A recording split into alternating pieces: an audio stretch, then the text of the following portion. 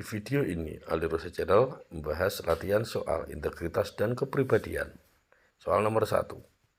Pegawai merupakan komponen dalam institusi negara yang ditinjau untuk menjaga integritas lembaga. Komponen tersebut termasuk ke dalam A. Komponen internal, B. Komponen eksternal, C. Komponen ekspier, D. Komponen koreksi, E. Komponen struktural.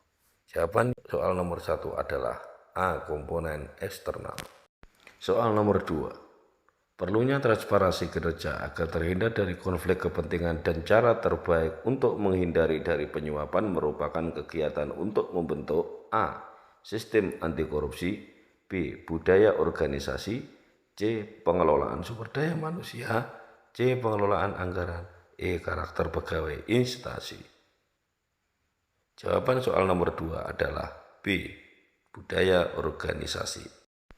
Soal nomor 3. Berikut ini yang bukan sebagai komponen untuk membangun sumber daya manusia dalam institusi agar memiliki integritas tinggi adalah A. Promosi, B. Mutasi, C. Rekrutmen, D. Seminar, E. Prestasi kerja.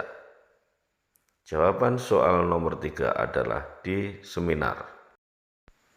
Soal nomor 4. Integritas selalu berkaitan dengan kredibilitas, di mana kredibilitas menyangkut tentang keterampilan dan kemampuan, sedangkan integritas berkaitan dengan A. Kepribadian, B. Hati, C. Perilaku, D. Skill, E. Pengetahuan. Jawaban soal nomor 4 adalah B. Hati. Soal nomor 5. Amanat Pancasila dalam membangun integritas warga negara yang merujuk pada sila kedua menunjukkan etika dalam A. Ekonomi, B. Budaya, C. Pemerintahan, D. Sosial budaya, E. Hukum. Jawaban soal nomor 5 adalah D. Sosial budaya. Soal nomor 6. Pelaksanaan tugas pegawai dalam melayani harus dilandasi pada perilaku transparan, akuntabel, dan bebas korupsi merupakan pengertian dari A. Integritas internal, B. Integritas eksternal, C. Integritas proporsional, D. Integritas konseptual, E. Integritas struktural. Jawaban soal nomor 6 adalah B. Integritas eksternal. Soal nomor 7. Setiap pegawai harus membuka diri terhadap hak masyarakat untuk memberikan informasi secara jujur, benar, dan tidak diskriminatif terhadap masyarakat karena menganut azas A. Proporsionalitas, B. Efektivitas, C. Kepentingan umum, D. Keterbukaan, E. Tertib penyelenggaraan negara. Jawaban yang soal nomor 7 adalah D. Keterbukaan. Soal nomor 8. Prinsip untuk mencegah tindakan korupsi perlu ditanamkan sejak dini kecuali A. Akuntabilitas, B. Kewajaran, C. Transparansi, D. Kontrol kebijakan, E. Kritis. Jawaban soal nomor 8 adalah E. Kritis. Soal nomor 9. Sikap yang mencerminkan kesatuan antara pengetahuan, perkataan, dan perilaku dikenal sebagai A. Jujur, B. Disiplin, C. Tanggung jawab, D. Adil, E. Berani. Jawaban soal nomor 9 yang benar adalah A. Jujur. Soal nomor 10. Nilai-nilai berikut yang termasuk dalam nilai anti korupsi pada aspek etos kerja adalah A.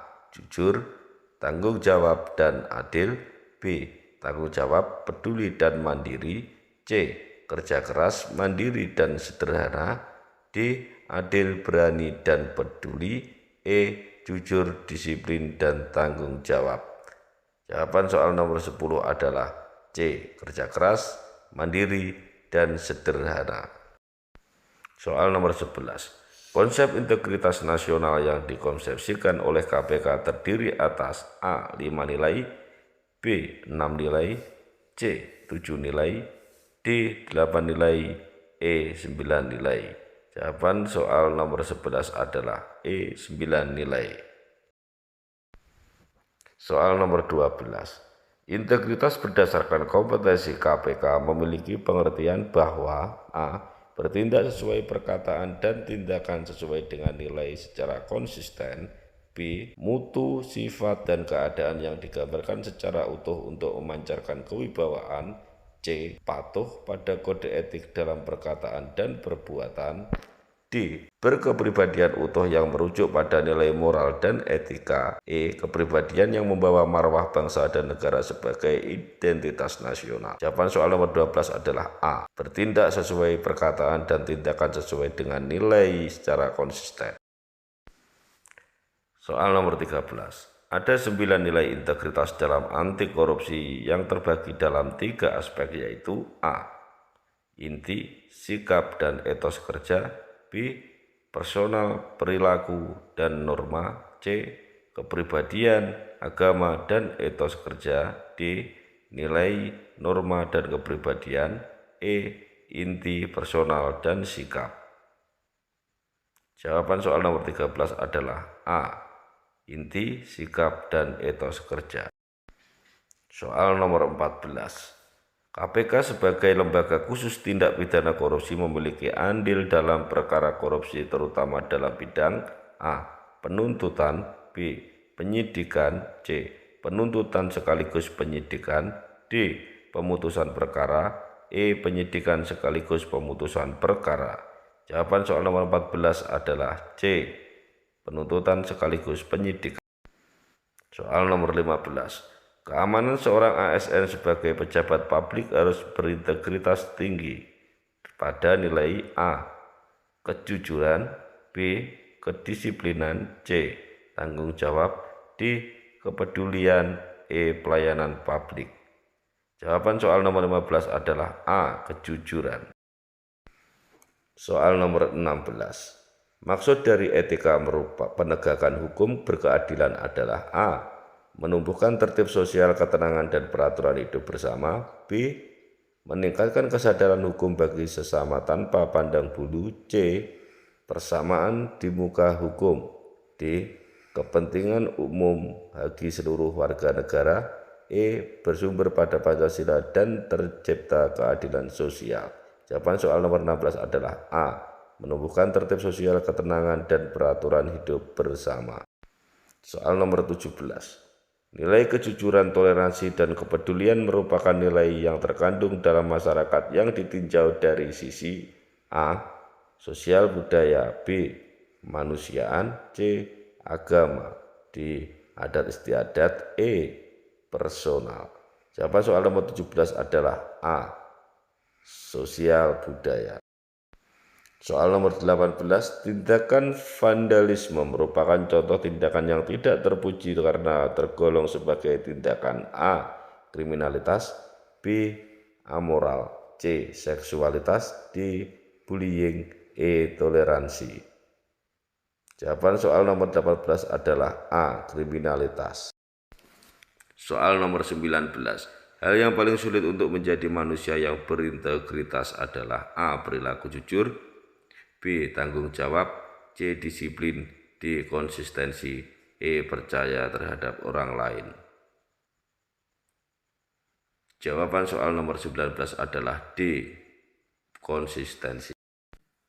Soal nomor 20. Berikut ini yang berkewajiban lapor dalam penerimaan gratifikasi atau pemberian hadiah kecuali A.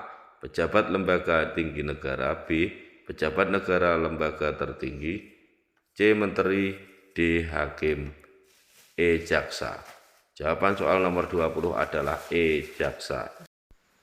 Soal nomor 21. Bentuk penyalahgunaan wewenang atas jabatan yang melekat pada penyelenggara negara untuk kepentingan keluarga atau kolega dapat digolongkan sebagai tindakan A. Korupsi. B. Kolusi. C. Nepotisme. D. Gratifikasi. E. Pidana. Jawaban soal nomor 21 adalah C. Nepotisme.